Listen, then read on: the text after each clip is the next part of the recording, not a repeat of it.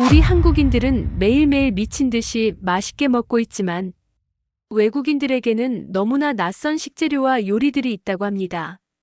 그 중에서는 그냥 안 먹는 게 아니라 안 먹는 것 취급받는 것도 있었고, 전 세계 생산량 90%를 그냥 우리 한국인들이 먹어치우는 것도 있었습니다.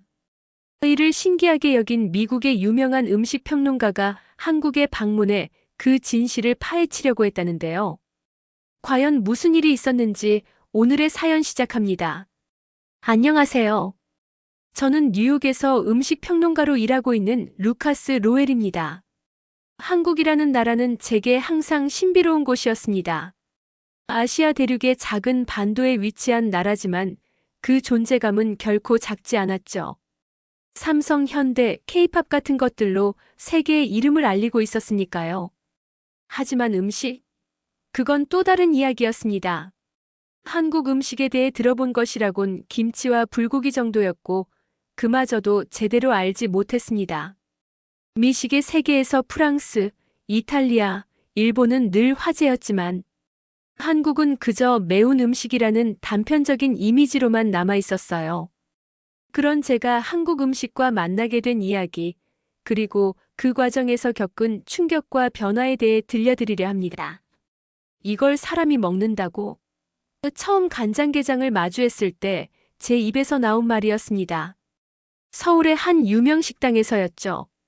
미국의 유명 미식 잡지 취재차 한국에 방문했던 날이었습니다. 테이블 위에는 익히지 않은 게가 검은 소스에 절여져 있었어요. 그 옆에는 도토리로 만들었다는 갈색묵과 알록달록한 해산물 요리가 놓여 있었고요. 접시 모양도 색감도 모두 낯설었습니다. 설명을 들으니 발효된 간장에 재운 게 도토리로 만든 묵, 그리고 골뱅이라는 해산물을 무친 것이라고 하더군요. 25년 경력의 미식 평론가로서 세계 각국의 요리를 맛봐왔지만 이런 음식은 처음이었어요. 포크를 들어 간장게장을 조심스레 찔러보았습니다. 껍데기 사이로 살이 보였고 분명 익히지 않은 상태였어요.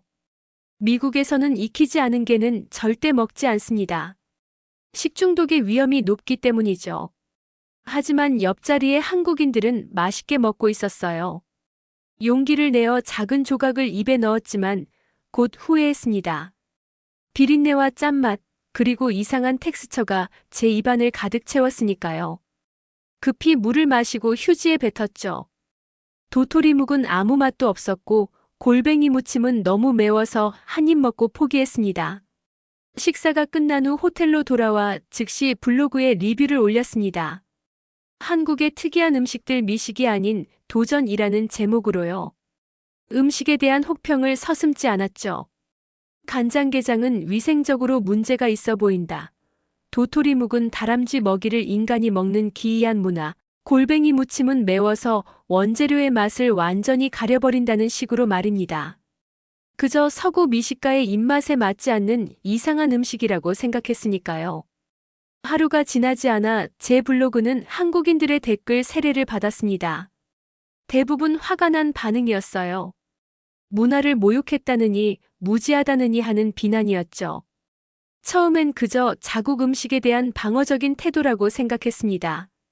그러나 미국의 다른 미식가들조차 제 리뷰를 비판하기 시작했어요. 특히 한국계 미국인 셰프들은 제가 문화적 감수성이 부족하다며 강하게 비판했습니다. 미슐랭 가이드 동료들도 한국 음식에 대한 제 편협한 시각에 우려를 표했어요. 갑자기 제 경력에 위기가 닥쳤습니다. 수년간 쌓아온 평판이 단 하루 만에 흔들리고 있었어요. 광고주들은 계약갱신을 미루었고 방송 출연 요청도 줄어들었습니다. 소셜미디어에선 해시태그 루카스 사과해 라는 해시태그까지 등장했고요. 저는 혼란스러웠습니다. 단지 제 솔직한 의견을 표현한 것뿐인데 왜 이렇게 큰 반발이 일어나는지 이해할 수 없었어요. 그동안 프랑스나 이탈리아 음식도 마음껏 비평해왔는데 이번엔 달랐습니다. 그런데 한 한국 셰프로부터 장문의 이메일을 받았습니다. 그는 제 리뷰에 실망했지만 저를 탓하지는 않는다고 했어요. 대신 한국 음식의 역사와 철학에 대해 알려주었습니다. 한국이 겪은 가난과 전쟁, 그리고 이상한 텍스처가 제 입안을 가득 채웠으니까요. 급히 물을 마시고 휴지에 뱉었죠. 도토리묵은 아무 맛도 없었고 골뱅이 무침은 너무 매워서 한 입 먹고 포기했습니다. 식사가 끝난 후 호텔로 돌아와 즉시 블로그에 리뷰를 올렸습니다. 그리고 그 속에서 발달한 독특한 발효 문화, 자연과 공존하는 식재료 활용법 등을 설명해 주었죠. 그리고 만약 진정한 미식가라면 선입견을 버리고 다시 한번 한국 음식을 경험해 보라고 제안했습니다. 세상의 미식가라면 프랑스와 이탈리아 요리가 최고라는 것은 불문율과 같았습니다. 제 경력 25년 동안 그렇게 믿어왔고 그런 기준으로 음식을 평가해왔죠. 아시아 음식에 대해서도 일본 음식은 정교하다고 인정했지만 나머지는 대부분 중국식 볶음이라는 단순한 카테고리로 분류했던 것이 사실입니다. 한국 음식은 그저 매운 음식 혹은 특이한 재료를 사용하는 나라 정도로만 인식했습니다. 한국행을 결정했을 때도 마찬가지였습니다. 편집장이 제안한 3개의 특이한 음식 문화 시리즈 기획의 일환이었죠. 루카스, 한국에 가서 이색적인 음식들을 취재해주게. 독자들은 충격적인 것을 좋아하니까. 이런 지시와 함께 서울행 비행기에 올랐습니다. 그때만 해도 한국 음식이 단지 기괴한 음식 코너를 위한 소재라고만 생각했으니까요. 서울에 도착한 첫날, 호텔 직원에게 현지인들이 즐겨 찾는 식당을 추천해달라고 했습니다. 그는 친절하게도 명동의 한 식당을 추천해 주었죠. 그곳에서 제 문화 충격은 시작되었습니다. 식탁 위에 놓인 수십 가지의 작은 접시들, 그것이 바로 반찬이라는 것이었습니다. 하나의 메인 요리에 이렇게 많은 사이드 디시를 제공하는 문화는 처음 접했죠. 게다가 모든 테이블에 공통적으로 놓인 빨간 음식, 김치라는 것이 매 끼니마다 먹는다는 사실도 놀라웠습니다. 미국에서 우리는 깔끔하게 플레이팅된 단일 요리에 가치를 둡니다. 식재료의 본연의 맛을 살리는 것을 중요시하죠. 하지만 한국 음식은 달랐습니다. 발효, 숙성, 그리고 강한 양념이 특징이었어요. 제 서구적 미각으로는 이해하기 어려운 맛의 조합이었습니다. 둘째 날 미식 행사에 참석했습니다. 한국 전통 음식을 세계에 알리는 셰프들의 모임이었죠. 그곳에서 저는 큰 실수를 저질렀습니다. 한 셰프가 자랑스럽게 선보인 청국장을 맛본 후 저는 눈살을 찌푸리며 이건 비위생적으로 보이네요.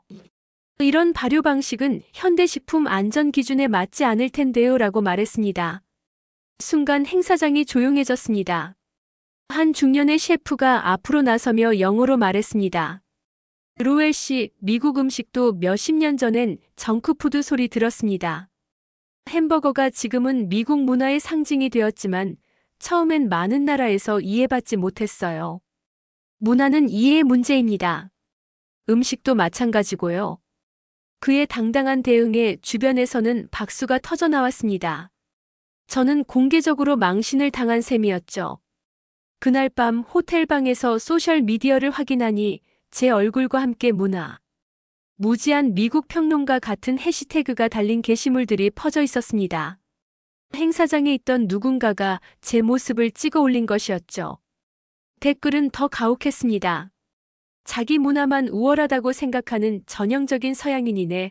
한국 음식을 제대로 알지도 못하면서 평가하지 마라 같은 내용이었습니다.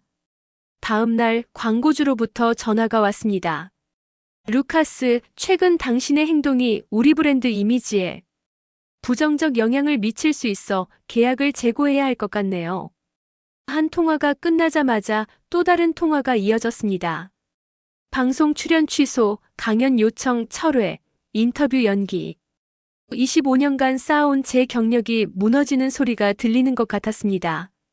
절망적인 상황에서 그 한국 셰프의 이메일이 구원처럼 느껴졌습니다. 그는 제게 한국 음식의 역사를 설명하며 음식은 단순한 맛의 문제가 아니라 그 나라 사람들의 삶과 역사가 담겨있는 문화적 산물이라고 했죠. 그리고 진정한 미식가라면 자신의 기준을 내려놓고 다른 문화를 이해하려는 노력이 필요하다고 조언했습니다. 그의 말이 제 마음에 와닿았습니다. 미식 평론가로서 저는 음식을 평가할 때 항상 객관적이라고 자부했지만 사실은 서구 중심적 시각에서 벗어나지 못했던 것이 사실이었습니다. 이런 깨달음과 함께 저는 한국 음식을 다시 한번, 그것도 열린 마음으로 접해보기로 결심했습니다. 서울의 번화가를 멀리 떠나 이제는 조용한 호텔방에 홀로 남겨졌습니다. 창밖으로는 한강이 유유히 흐르고 있었죠.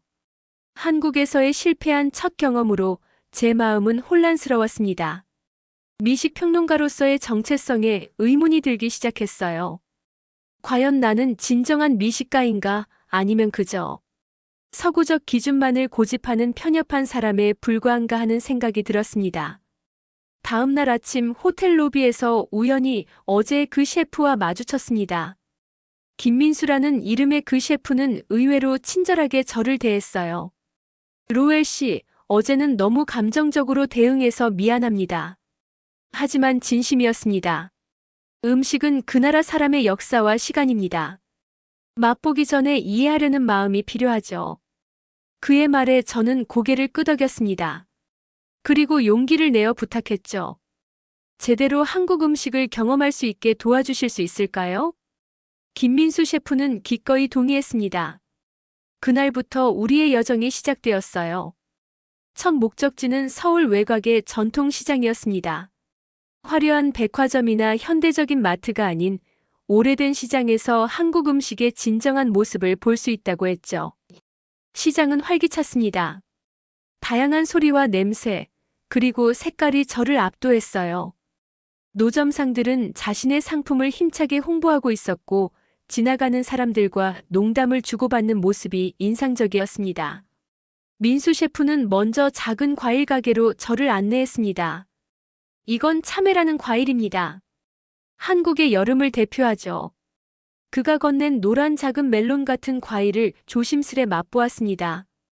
달콤하면서도 시원한 맛이 입안에 퍼졌어요. 익숙한 멜론보다 더 짙은 향과 단맛이 특징이었습니다. 맛있네요. 제 솔직한 반응에 민수 셰프는 미소를 지었습니다. 다음으로 간 곳은 작은 식당이었습니다. 아침부터 손님들로 붐비는 곳이었죠. 민수 셰프는 콩나물 국밥을 주문했습니다. 이건 서민들의 아침 식사입니다. 해장에도 좋고요. 투명한 국물에 콩나물과 밥이 담긴 단순한 요리였지만 한 입 먹자마자 깊은 맛에 놀랐습니다. 맑은 국물이지만 깊은 감칠맛이 있었고 콩나물의 아삭한 식감과 밥의 조화가 완벽했어요. 이런 단순한 요리에 이렇게 깊은 맛이 있다니 놀랍습니다. 제 말에 민수 셰프는 고개를 끄덕였습니다. 한국 음식의 특징이 바로 그것입니다. 복잡한 재료나 화려한 기술이 아니라 시간과 정성이 만들어내는 깊이 있는 맛이죠. 그의 설명을 들으며 처음으로 왜 이걸 먹을까가 아닌 왜 이렇게 맛있을까라는 질문이 제 마음에 떠올랐습니다. 시장 구경을 마치고 돌아오는 길 민수 셰프는 한강변으로 저를 데려갔습니다. 강가의 벤치에 앉아 그는 한국 음식의 역사에 대해 이야기해 주었어요. 한국은 많은 어려움을 겪었습니다. 식민지 시대, 전쟁, 가난. 그런 시기에 사람들은 먹을 것이 부족했죠. 그래서 버릴 것 없이 모든 것을 활용했고 오래 보관할 수 있는 발효 음식을 발전시켰습니다. 그의 말을 들으며 저는 간장게장을 떠올렸습니다. 처음에는 이해할 수 없었던 그 음식이 이제는 다르게 보였어요. 단순히 익히지 않은 게가 아니라 발효된 간장 속에서 숙성되어 새로운 맛을 만들어내는 음식이었습니다. 도토리묵도 마찬가지였죠. 제가 다람쥐 먹이라고 조롱했던 그 음식은 실은 전쟁 시기에 산에서 구할 수 있는 도토리로 배고픔을 달래던 지혜의 산물이었습니다. 음식은 단순한 맛의 문제가 아닙니다. 그 안에는 사람들의 삶과 지혜, 역사가 담겨 있습니다. 민수 셰프의 말이 깊이 와닿았습니다. 저는 그동안 얼마나 피상적으로 음식을 바라보았는지 깨닫게 되었어요. 맛있고 맛없음의 이분법적 판단, 그리고 서구적 기준만으로 모든 음식을 평가하려 했던 제 자세가 부끄러워졌습니다. 호텔로 돌아온 저는 처음으로 제 블로그에 올린 한국 음식 비평을 다시 읽어보았습니다. 얼마나 무지하고 오만한 글이었는지 이제야 보였어요. 저는 즉시 그 글을 내리고 사과문을 올렸습니다. 저는 한국 음식에 대해 무지했습니다. 문화적 맥락을 이해하지 못한 채 성급한 판단을 내렸음을 깊이 사과드립니다. 앞으로 더 열린 마음으로 배우고 이해하겠습니다. 그리고 민수 셰프에게 연락해 앞으로 며칠 동안 더 많은 한국 음식을 경험하고 싶다고 말했습니다. 그는 기꺼이 도와주겠다고 했습니다. 이제 저는 진정한 의미에서 한국 음식 여행을 시작할 준비가 되어 있었습니다. 미식가로서가 아니라 배우는 사람으로서 말이죠. 민수 셰프와 함께하는 여정은 계속되었습니다. 다음 날 그는 저를 한국의 남부 지역으로 안내했습니다. 오늘은 지방의 특색 있는 음식들을 경험해 보겠습니다. 서울에서 고속열차를 타고 2시간 정도 달려 부산에 도착했습니다. 항구 도시 부산은 서울과는 또 다른 분위기였어요. 바다의 향기가 도시 전체에 퍼져 있었고 사람들의 말투도 더 활기차고 직설적이었습니다. 민수 셰프는 먼저 자갈치 시장으로 저를 데려갔습니다. 거대한 수산시장이었죠. 살아있는 해산물부터 말린 생선, 해초류까지 다양한 해산물이 진열되어 있었습니다. 상인들은 큰 소리로 자신의 상품을 홍보했고 관광객들과 현지인들이 북적거렸어요. 한국은 삼면이 바다로 둘러싸인 나라입니다. 그래서 해산물 요리가 발달했죠. 민수 셰프의 설명을 들으며 시장을 구경했습니다. 시장 구석의 작은 식당에서 우리는 점심을 먹었습니다. 민수 셰프는 회를 주문했습니다. 제가 처음 거부감을 느꼈던 생선회였죠. 하지만 이번에는 다른 마음가짐이었습니다. 민수 셰프가 설명해준 대로 생선의 신선함과 칼질의 기술, 그리고 간장과 고추장을 섞은 소스의 조화에 집중했습니다. 놀랍게도 생선의 담백한 맛과 소스의 균형이 완벽했어요. 특히 눈으로 보는 즐거움도 있었습니다. 색색의 해산물이 꽃처럼 접시 위에 놓여 있었으니까요. 어떻습니까, 루카스 씨? 민수 셰프가 물었습니다. 정말 맛있습니다. 이렇게 신선한 해산물은 뉴욕에서도 쉽게 경험할 수 없어요. 저의 솔직한 감상에 그는 만족스러운 미소를 지었습니다. 식사를 마친 후 우리는 근처의 해변으로 향했습니다. 바다를 배경으로 민수 셰프는 한국 음식의 철학에 대해 더 이야기해 주었습니다. 한국 음식의 핵심은 균형입니다. 맛의 균형, 색의 균형, 그리고 영양의 균형이죠. 오방색이라고 들어보셨나요? 적, 청, 황, 백, 흑 5가지 색을 음식에 담아 시각적 즐거움과 영양의 균형을 함께 추구합니다. 그의 설명을 들으며 비빔밥을 떠올렸습니다. 처음에는 뒤섞인 채소와 고기, 달걀 등이 어색하게 느껴졌지만 이제 보니 그것이 바로 색의 균형과 영양의 균형을 담은 대표적인 음식이었던 것이었죠. 부산에서의 하루를 마치고 우리는 경주로 이동했습니다. 1000년 이상의 역사를 가진 고대 도시였죠. 민수 셰프는 전통 한옥에서 운영되는 식당으로 저를 안내했습니다. 그곳에서 저녁을 먹으며 한국의 궁중 요리를 경험했습니다. 화려한 색감과 정교한 플레이팅이 인상적이었어요. 이런 요리들은 왕과 왕족들을 위한 것이었습니다. 최고의 재료와 기술이 집약된 음식이죠. 민수 셰프의 설명이 이어졌습니다. 그날 밤 전통 한옥 숙소에서 묵으며 저는 많은 생각을 했습니다. 불과 며칠 전만 해도 한국 음식에 대해 편견과 무지로 가득 차 있었는데 이제는 그 깊이와 다양성에 매료되고 있었습니다. 민수 셰프 덕분에 음식 너머의 문화와 역사, 철학을 배우고 있었습니다. 미식 평론가로서 저의 시야가 넓어지는 느낌이었어요. 다음 날 우리는 다시 서울로 돌아왔습니다. 이번에 민수 셰프는 저를 전통시장 한편의 작은 가게로 데려갔습니다. 이곳은 제가 자주 오는 곳입니다. 간장게장으로 유명한 집이죠. 그 말에 저는 잠시 망설였습니다. 제가 가장 혹평했던 바로 그 음식이었으니까요. 하지만 이제는 다른 시각으로 바라볼 준비가 되어 있었습니다. 주인 할머니는 정갈한 그릇에 간장게장을 담아주셨습니다. 그리고 민수 셰프는 저에게 간장게장의 역사와 만드는 법을 설명해 주었습니다.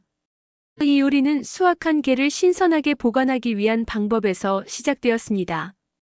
간장에 절이면 게가 상하지 않고 특유의 맛이 생기죠. 간장은 단순한 소스가 아니라 천연 방부제이자 숙성 매개체입니다. 이번에는 정성껏 간장게장을 맛보았습니다. 살을 발라내어 입에 넣었더니 전혀 다른 경험이었습니다. 간장의 짭짤함과 게 살의 단맛이 어우러져 독특한 조화를 이루었어요. 처음에 느꼈던 비린내는 이제 풍미로 느껴졌고 게 살의 식감도 매우 부드러웠습니다. 정말 맛있습니다. 제 진심 어린 반응에 민수 셰프와 주인 할머니 모두 기뻐하셨어요. 식사를 마친 후 민수 셰프는 제게 물었습니다. 이제 어떻게 생각하세요? 한국 음식에 대한 첫인상과 지금의 느낌이 많이 다른가요? 저는 고개를 끄덕이며 대답했습니다. 제가 얼마나 무지했는지 이제야 깨닫습니다. 음식을 진정으로 이해하려면 맛뿐만 아니라 그 배경과 문화까지 알아야 하는데 저는 그러지 못했어요. 민수 셰프는 미소를 지으며 말했습니다. 그래서 우리가 여행을 하는 겁니다. 다른 문화를 경험하고 배우기 위해서요. 루카스 씨가 이제 한국 음식의 진가를 알아가는 것 같아 기쁩니다. 서울로 돌아온 후 민수 셰프는 또 다른 경험을 제안했습니다. 오늘은 전통 한식의 현대적 해석을 보여드리겠습니다. 그는 저를 강남의 현대적인 빌딩으로 안내했습니다. 세련된 인테리어와 모던한 분위기의 레스토랑이었어요. 메뉴판에는 익숙한 한국 요리 이름들이 있었지만 플레이팅과 조리법은 완전히 새로웠습니다. 민수 셰프는 그곳의 주방장과 오랜 친구 사이였습니다. 그는 우리를 위해 특별 코스를 준비해 주었죠. 오늘은 한식의 재해석을 맛보실 겁니다. 전통의 맛을 지키면서도 현대적 감각을 더한 요리들이죠. 첫 번째 코스는 전통 비빔밥을 재해석한 요리였습니다. 다양한 채소와 고기가 각각 다른 조리법으로 준비되어 아름답게 플레이팅되었고 고추장 소스는 거품 형태로 변형되어 있었어요. 이것이 바로 한식의 현재와 미래입니다. 민수 셰프가 설명했습니다. 전통을 존중하되 변화를 두려워하지 않는 것이죠. 어떤 음식 문화든 살아남기 위해서는 시대에 맞게 진화해야 합니다. 그의 말을 들으며 저는 프랑스 요리가 어떻게 전통을 지키면서도 현대화되었는지 떠올렸습니다. 한국 요리도 같은 과정을 겪고 있는 것이었죠. 식사를 마친 후 민수 셰프는 제게 흥미로운 제안을 했습니다. 다음 주에 국제 미식 컨퍼런스가 서울에서 열립니다. 루카스 씨도 패널로 초청받지 않았나요? 사실 저는 초청을 받았지만 한국 음식에 대한 제 무지로 인해 참석을 망설이고 있었습니다. 참석하실 생각이 있으신가요?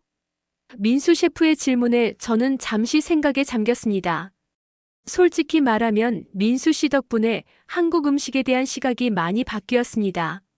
하지만 여전히 제가 발표할 만큼 충분히 알고 있는지 자신이 없네요. 제 고민을 들은 민수 셰프는 미소를 지었습니다.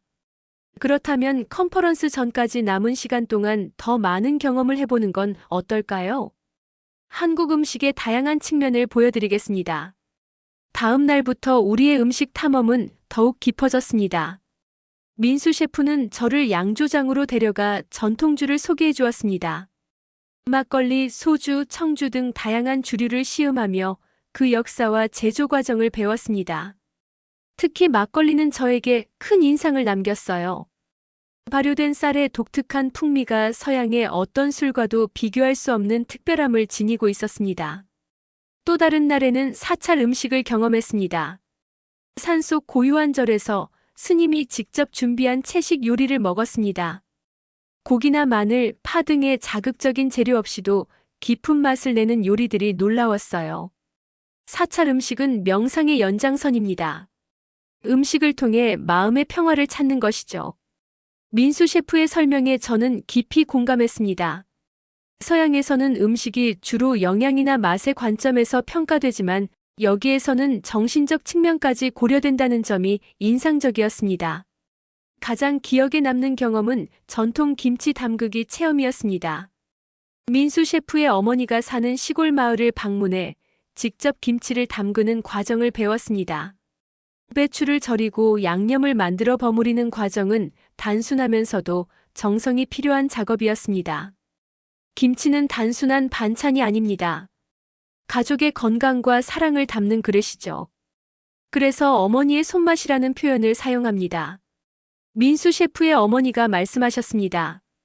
김치를 담그며 저는 처음으로 발효식품에 대한 깊은 이해를 갖게 되었습니다. 서양에서는 발효가 주로 치즈나 와인 등 특정 식품에만 적용되지만 한국에서는 일상 음식의 중심이었습니다. 발효를 통해 음식은 보존되고 영양가가 높아지며 독특한 맛이 생겨납니다. 이제야 김치, 간장게장, 청국장 같은 음식들이 단순히 이상한 음식이 아니라 지혜와 과학이 담긴 산물이라는 것을 깨달았습니다. 컨퍼런스 전날, 저는 민수 셰프에게 감사의 마음을 전했습니다. 당신 덕분에 저는 음식을 바라보는 시각이 완전히 바뀌었습니다. 미식가로서 저의 편협함을 깨닫게 해주셨어요. 민수 셰프는 겸손하게 웃으며 말했습니다. 루카스 씨는 열린 마음으로 배우려는 의지가 있었기에 가능했습니다. 내일 컨퍼런스에서 좋은 발표 기대하겠습니다. 호텔로 돌아와 컨퍼런스 발표를 준비하며 저는 깊은 생각에 잠겼습니다.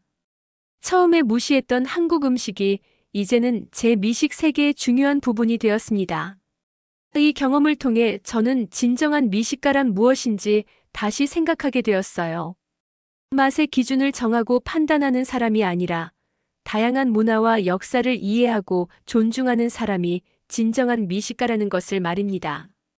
그날 밤 저는 제 블로그에 새 글을 올렸습니다. 한국 음식과의 만남 미식가의 반성과 깨달음이라는 제목의 글이었죠. 저의 무지했던 첫 평가부터 지난 며칠간의 여정, 그리고 새롭게 얻은 인식까지 솔직하게 적었습니다. 그리고 마지막에 이렇게 덧붙였습니다. 내일 저는 국제 미식 컨퍼런스에서 제 경험을 나눌 것입니다. 이것은 단순한 음식 평론이 아닌 한 미식가의 성장 이야기가 될 것입니다. 국제 미식 컨퍼런스가 열리는 날이 밝았습니다. 서울의 대형 컨벤션 센터는 세계 각국에서 온 미식가들, 셰프들, 음식 평론가들로 붐볐습니다. 등록 데스크에서 이름표를 받아 목에 걸자 긴장감이 밀려왔어요. 오늘 저는 세계 미식의 다양성과 문화적 이해라는 세션에서 발표를 맡았습니다. 로비에서 몇몇 서양 미식가들과 마주쳤습니다. 그들 중 일부는 제 블로그 글을 읽었던 모양입니다. 루카스, 갑자기 한국 음식의 옹호자가 됐다면서? 그 특이한 음식들을 정말 맛있다고 생각해? 그들의 비꼬는 듯한 질문에 제가 어떻게 대답할지 궁금했을 겁니다. 제 예전 모습이라면 아마 그들과 함께 웃으며 동조했겠죠. 하지만 이번엔 달랐습니다. 음식을 판단하기 전에 그 문화와 역사를 이해하는 것이 중요하다는 걸 깨달았어. 한국 음식은 단순한 맛의 문제가 아니라 오랜 지혜와 생존의 역사가 담긴 문화적 산물이야. 제 진지한 대답에 그들은 놀란 표정을 지었습니다. 누군가는 눈을 굴리며 정치적으로 올바른 답변이군이라고 중얼거렸지만 저는 신경 쓰지 않았습니다. 제 생각이 진심으로 바뀌었으니까요. 컨퍼런스 개막 연설 후 각 세션으로 참가자들이 흩어졌습니다. 제가 발표할 세션장으로 향하는 발걸음이 무거웠습니다. 무대 뒤에서 대기하며 참가자들이 자리를 채우는 모습을 지켜보았어요. 민수 셰프도 앞줄에 앉아 응원의 미소를 보내주고 있었습니다. 다음은 세계 미식의 다양성과 문화적 이해 세션입니다. 첫 번째 발표자는 미국의 저명한 음식 평론가 루카스 로엘 씨입니다. 사회자의 소개와 함께 저는 무대 위로 올라갔습니다. 마이크 앞에 서자 잠시 말문이 막혔습니다. 청중들의 기대와 호기심 어린 시선이 느껴졌어요. 깊은 숨을 내쉰 후 저는 이야기를 시작했습니다. 안녕하세요, 루카스 로엘입니다. 오늘 제가 나눌 이야기는 미식의 경계를 넘어서 한국 음식과의 만남입니다. 슬라이드에는 제가 처음 한국에 왔을 때 찍은 간장게장 사진이 떠올랐습니다. 이 사진은 제가 처음 한국 음식을 접했을 때 찍은 것입니다. 당시 저는 이것을 보고 이걸 사람이 먹는다고? 라고 생각했습니다. 청중 사이에서 웃음이 흘렀습니다. 저는 계속해서 제 여정을 솔직하게 풀어냈습니다. 처음에 무지와 편견 그리고 한국 음식에 대한 혹평으로 인한 논란, 민수 셰프와의 만남, 그리고 마침내 한국 음식의 깊이와 문화적 의미를 이해하게 된 과정까지요. 저는 25년간 미식 평론가로 활동하며 수많은 음식을 평가해왔습니다. 하지만 이제 깨달았습니다. 진정한 미식가란 자신의 기준으로 음식을 판단하는 사람이 아니라 음식 속에 담긴 문화와 역사, 사람들의 이야기를 이해하고 존중하는 사람이라는 것을요. 제 진심 어린 고백에 청중들의 표정이 진지해졌습니다. 이어서 저는 한국 음식의 특징과 철학에 대해 이야기했습니다. 발효 문화의 과학적 의미, 색과 영양의 균형, 그리고 자연과의 조화를 추구하는 한식의 정신에 대해서요. 그리고 마지막으로 제가 다시 맛본 간장게장, 도토리묵, 골뱅이 무침에 대한 새로운 평가를 전했습니다. 간장게장은 단순히 익히지 않은 게가 아닙니다. 발효된 간장 속에서 게의 풍미가 극대화되는 과학적 걸작이죠. 도토리묵은 어려운 시기에 생존을 위한 지혜가 담긴 음식이고, 골뱅이 무침은 해산물의 맛과 매운맛의 균형이 절묘한 요리입니다. 제 설명에 청중들은 고개를 끄덕였습니다. 특히 다른 나라에서 온 미식가들이 호기심 어린 눈빛으로 경청하는 모습이 보였어요. 발표를 마무리하며 저는 이렇게 말했습니다. 이번 경험을 통해 저는 미식가로서 성장했습니다. 음식은 단순한 맛의 문제가 아니라 문화와 역사, 그리고 사람들의 이야기가 담긴 복합적인 표현이라는 것을 깨달았습니다. 앞으로도 저는 열린 마음으로 다양한 음식 문화를 배우고 이해하며 진정한 의미의 미식을 추구하겠습니다. 감사합니다. 발표가 끝나자 뜨거운 박수가 터져 나왔습니다. 특히 앞줄에 앉아있던 민수 셰프가 자리에서 일어나 박수를 쳐주었습니다. 그의 얼굴에는 뿌듯한 미소가 어려 있었어요. 질의응답 시간에는 다양한 질문이 쏟아졌습니다. 많은 서양 미식가들이 한국 음식에 대해 더 알고 싶어 했고, 아시아 셰프들은 제 변화에 감동받았다며 고마움을 표했습니다. 특히 한 젊은 한국계 미국인 셰프는 로엘 씨의 이야기가 서양 미식계의 인식 변화에 큰 도움이 될 것이라며 감사했습니다. 컨퍼런스가 끝난 후 여러 미디어에서 인터뷰 요청이 쏟아졌습니다. 한국의 방송사는 물론 미국과 유럽의 유명 음식 채널까지 제 이야기에 관심을 보였어요. 제 솔직한 반성과 변화의 여정이 많은 사람들에게 울림을 준 것 같았습니다. 그날 저녁 민수 셰프와 함께 축하 만찬을 가졌습니다. 루카스 씨, 오늘 발표 정말 감동적이었습니다. 자신의 편견을 인정하고 변화하는 것은 쉽지 않은 일이니까요. 그의 진심 어린 말에 감사했습니다. 저를 이렇게 변화시켜준 민수 씨야말로 고마움을 받아야 할 사람입니다. 당신이 없었다면 저는 여전히 편협한 시각에 갇혀 있었을 거예요. 호텔로 돌아와 노트북을 열자 소셜미디어와 이메일이 반응으로 넘쳐났습니다. 특히 한국 네티즌들의 따뜻한 응원 메시지가 많았어요. 해시태그 루카스 사과해였던 해시태그는 이제 해시태그 루카스 감사해로 바뀌어 있었습니다. 이 모든 변화가 불과 2주일 만에 일어난 일이라니 믿기지 않았습니다. 컨퍼런스의 반향은 상상 이상이었습니다. 다음 날 아침 저는 한국의 주요 신문과 방송 매체에 소개되었습니다. 미국 미식가, 한국 음식에 감동하다. 문화적 편견을 극복한 서양 평론가의 이야기 같은 헤드라인이 눈에 띄었습니다. 특히 소셜미디어에서의 반응은 더욱 뜨거웠어요. 제 발표 영상 클립이 빠르게 확산되었고 많은 사람들이 공감과 응원의 메시지를 보내왔습니다. 뉴욕에 있는 편집장으로부터 전화가 왔습니다. 루카스, 자네가 일으킨 파장이 대단하군. 한국 음식에 대한 특집 기사를 쓰지 않겠나? 독자들의 관심이 아주 높아. 편집장의 제안에 기꺼이 동의했습니다. 또한 한국관광공사에서도 연락이 왔습니다. 그들은 한국 음식 문화를 세계에 알리는 프로젝트를 제안했고 제가 그 프로젝트의 글로벌 앰베서더 역할을 해주길 원했습니다. 민수 셰프와 함께 아침 식사를 하며 이런 소식을 나눴습니다. 민수 씨, 정말 믿기지 않아요. 제가 한국 음식의 앰베서더라니요. 불과 2주일 전만 해도 간장게장을 보고 혐오감을 느꼈던 사람이었는데 말이죠. 그는 미소를 지으며 말했습니다. 루카스 씨의 진정성이 사람들에게 닿은 것 같습니다. 솔직하게 자신의 편견을 인정하고 변화한 모습이 감동을 준 거죠. 그날 오후 서울의 유명한 전통 음식점들이 모인 협회에서 초청장이 왔습니다. 그들은 제가 더 많은 한국 전통 음식을 경험할 수 있도록 특별 시식회를 준비했다고 했습니다. 민수 셰프와 함께 방문하니 20명 가까운 한식명인들이 반갑게 맞아주었습니다. 각자의 대표 요리를 소개하며 그 역사와 철학을 들려주었지요. 특히 인상적이었던 것은 발효식품의 과학적 설명이었습니다. 한 명인은 미생물학 박사이기도 했는데 그는 김치와 장류의 발효 과정을 과학적으로 설명해 주었습니다. 한국의 발효식품은 단순한 맛의 문제가 아니라 건강과 직결됩니다. 프로바이오틱스, 항산화 물질 등 현대 과학이 주목하는 건강 요소들이 풍부하죠. 그의 설명을 들으며 저는 한국 음식의 또 다른 측면을 발견했습니다. 맛과 문화적 의미를 넘어 과학적으로도 가치가 있는 음식이었던 것입니다. 시식회 후 민수 셰프는 저를 한적한 차 가게로 안내했습니다. 그곳에서 전통 한국 차를 마시며 우리는 앞으로의 계획에 대해 이야기했습니다.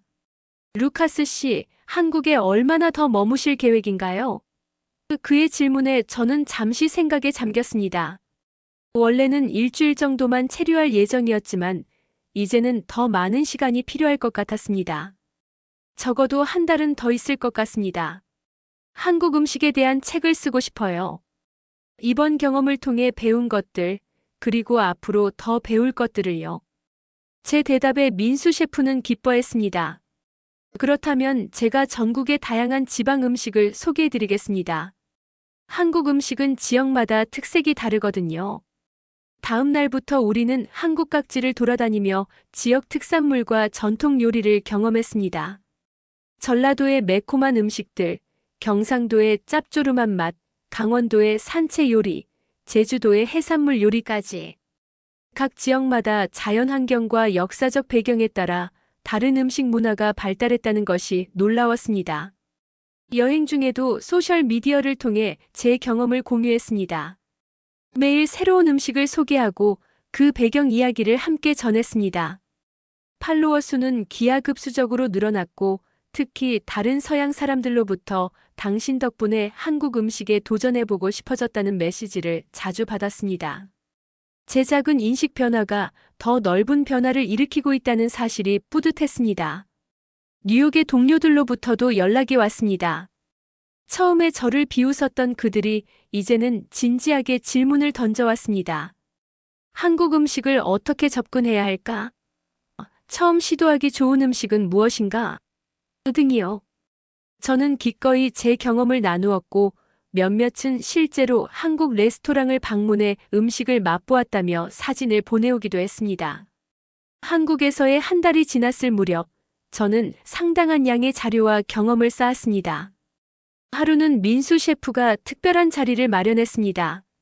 서울의 한 한옥 레스토랑에서 그동안 저를 도와준 모든 셰프와 음식 전문가들이 모였습니다. 그들은 제게 한국 음식 명예 홍보대사라는 상징적인 증서를 전달했습니다. 루카스 씨는 한국 음식에 대한 편견을 극복하고 그 과정을 솔직하게 세상과 나눔으로써 많은 사람들에게 감동과 영감을 주었습니다. 앞으로도 한국 음식의 가치를 전 세계에 알려주시기를 부탁드립니다. 민수 셰프의 말에 저는 깊은 감동을 받았습니다. 마이크를 받아든 저는 떨리는 목소리로 말했습니다. 저를 믿고 한국 음식의 세계로 인도해주신 여러분께 진심으로 감사드립니다. 이번 여정은 단순히 새로운 음식을 발견한 것을 넘어 미식가로서 그리고 한 사람으로서 저를 성장시켰습니다. 앞으로도 한국 음식의 가치와 아름다움을 널리 알리기 위해 최선을 다하겠습니다. 그날 밤 호텔방에서 창밖의 서울 야경을 바라보며 저는 지난 시간을 되돌아보았습니다. 불과 몇 주 전 이걸 사람이 먹는다고? 라고 말했던 제가 이제는 한국 음식의 진정한 가치를 이해하고 사랑하게 되었습니다. 이것은 단순한 미각의 변화가 아니라 세상을 바라보는 시각의 변화였습니다. 다른 문화를 이해하고 존중하는 법을 배운 소중한 경험이었죠. 뉴욕으로 돌아온 지 6달이 지났습니다. 제 사무실 책상 위에는 한국에서 가져온 기념품들이 놓여 있습니다. 작은 항아리에 담긴 고추장, 민수 셰프와 함께 찍은 사진, 그리고 한국 음식 명예 홍보대사 증서가 액자에 담겨 벽에 걸려 있습니다. 지난 6달은 제 인생에서 가장 바쁘고 보람찬 시간이었습니다. 한국에서 돌아온 후 저는 즉시 경계를 넘어서 한국 음식의 역사와 철학이라는 책을 집필하기 시작했습니다. 한국에서 경험하고 배운 모든 것을 담아냈죠. 단순한 요리책이 아니라 문화와 역사, 철학이 녹아있는 한국 음식의 가치를 서양인들에게 소개하는 책이었습니다. 출판 즉시 베스트셀러에 올랐고 많은 미식가들과 요리사들에게 새로운 영감을 주었다는 피드백을 받았습니다. 제 블로그에는 한국 음식 전문 섹션을 따로 개설했습니다. 매주 한국 요리를 소개하고 그 배경 이야기를 공유했죠. 특히 서양인들이 쉽게 접근할 수 있는 한국 음식부터 시작해 점차 다양한 전통 음식으로 범위를 넓혀갔습니다. 독자들의 반응은 열광적이었습니다. 많은 이들이 제 소개를 통해 처음으로 한국 음식을 시도해 보았다며 감사 메시지를 보내왔습니다. 뉴욕타임스, 푸드 네트워크 등 주요 미디어에서 인터뷰 요청이 쏟아졌습니다. 인터뷰마다 저는 제 경험을 솔직하게 나누었습니다. 저는 편견으로 가득한 서구 중심적 미식가였습니다. 그러나 한국 음식을 통해 진정한 미식이란 다양한 문화를 이해하고 존중하는 것임을 배웠습니다. 제 이야기는 많은 사람들에게 공감을 얻었고 한국 레스토랑을 찾는 서양인들이 눈에 띄게 증가했다는 보고도 있었습니다. 매달 한 번씩 뉴욕의 한인타운에 있는 한 식당에서 한국 음식 경험하기 행사를 주최하기 시작했습니다. 처음에는 20명 정도의 소규모로 시작했지만 입소문을 타고 곧 대기자 명단이 생길 정도로 인기가 높아졌습니다. 행사에서는 한국 음식을 소개하고 그 역사와 문화적 배경을 설명한 후 함께 식사하며 이야기를 나누었습니다. 참가자들은 대부분 처음에는 의심스러운 표정으로 음식을 맛보지만 식사가 끝날 즈음에는 대부분 팬이 되어 돌아갔습니다. 민수 셰프와도 정기적으로 연락을 주고받았습니다. 그는 서울에서 서양인을 위한 한식 요리 클래스를 열었는데 이 또한 큰 인기를 끌고 있었습니다. 우리는 가끔 화상통화로 수업을 함께 진행하기도 했습니다. 저는 제 경험을 나누고 그는 전문적인 요리법을 가르쳤죠. 이런 협업은 양국의 음식 문화 교류에 작은 기여가 되었습니다. 한국관광공사와의 프로젝트도 순조롭게 진행되었습니다. 미식가의 눈으로 본 한국 음식 여행이라는 다큐멘터리를 제작했고 이는 여러 국제 방송에서 방영되었습니다. 다큐멘터리는 제가 처음 한국 음식을 접했을 때의 모습부터 다양한 지역 음식을 경험하고 이해해가는 과정을 담았습니다. 특히 발효 음식의 과학적 가치와 지속 가능한 식문화로서의 한식의 의미를 강조했습니다. 가장 보람된 순간은 뉴욕의 한 유명 요리학교에서 특별 강연을 요청받았을 때였습니다. 세계 음식 문화의 이해라는 과목의 게스트 강사로 초청을 받은 것인데 저는 한국 음식을 예로 들어 문화적 맥락에서 음식을 이해하는 것의 중요성에 대해 이야기했습니다. 학생들의 열정적인 반응에 큰 감동을 받았고 이후 정기적인 강의로 이어졌습니다. 주변의 미식가들도 변화하기 시작했습니다. 처음엔 저를 비웃었던 동료들이 이제는 다양한 문화권의 음식에 더 열린 자세를 보이게 되었습니다. 한 명은 태국 음식에, 다른 한 명은 아프리카 음식에 관심을 갖게 되었다며 자신들의 여정을 시작했습니다. 저의 변화가 작은 파동이 되어 미식계에 퍼져나가는 것 같았습니다.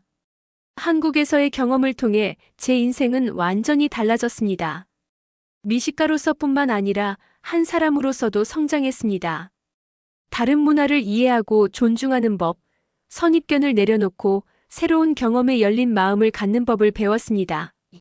이제 저는 음식을 단순한 맛의 대상이 아니라 그 나라 사람들의 역사와 지혜, 정신이 담긴 문화적 산물로 바라봅니다. 오늘은 특별한 날입니다. 뉴욕의 유명 한식당에서 민수 셰프와 협업한 팝업 다이닝 이벤트가 열리는 날이기 때문입니다. 그는 한국에서 직접 날아와 이 행사를 함께 준비했습니다. 한식의 전통적인 맛과 현대적인 해석을 결합한 메뉴로 많은 미식가들과 음식 애호가들이 티켓을 예매했습니다. 행사장으로 향하는 차 안에서 저는 잠시 생각에 잠깁니다. 불과 1년 전 저는 이걸 사람이 먹는다고 라고 말했던 무지한 미식가였습니다. 그런 제가 이제는 한국 음식의 전도사가 되어 있습니다. 인생이란 얼마나 예측 불가능한지요. 때로는 가장 뜻밖의 경험이 우리를 가장 크게 성장시킨다는 것을 배웠습니다. 행사장에 도착하니 민수 셰프가 반갑게 맞아줍니다. 우리는 잠시 포옹을 나눕니다. 루카스, 당신이 없었다면 이런 변화는 없었을 겁니다. 한국 음식을 세계에 알리는데 큰 역할을 해주셔서 감사합니다. 그의 말에 저는 고개를 저었습니다. 아닙니다, 민수. 제가 감사해야죠. 당신이 저에게 새로운 세계를 열어주었으니까요. 우리는 나란히 주방으로 향합니다. 오늘의 주요 메뉴 중 하나는 재해석된 간장게장입니다. 제가 처음 거부감을 느꼈던 바로 그 음식이죠. 이제 저는 그 깊은 맛의 비밀을 알고 그 문화적 가치를 이해합니다. 그리고 오늘 밤 더 많은 사람들이 그 가치를 발견할 수 있도록 돕게 될 것입니다. 주방에 들어서며 저는 생각합니다. 음식은 단순한 영양 공급원이 아닙니다. 그것은 문화이자 역사이자 사람들의 이야기입니다. 그리고 진정한 미식가란 그 이야기를 듣고 이해하고 존중하는 사람이라고요. 이제 저는 마음으로 음식을 맛보는 법을 알게 되었습니다. 그리고 그것이 제 인생에서 가장 값진 발견 중 하나임을 깨달았습니다.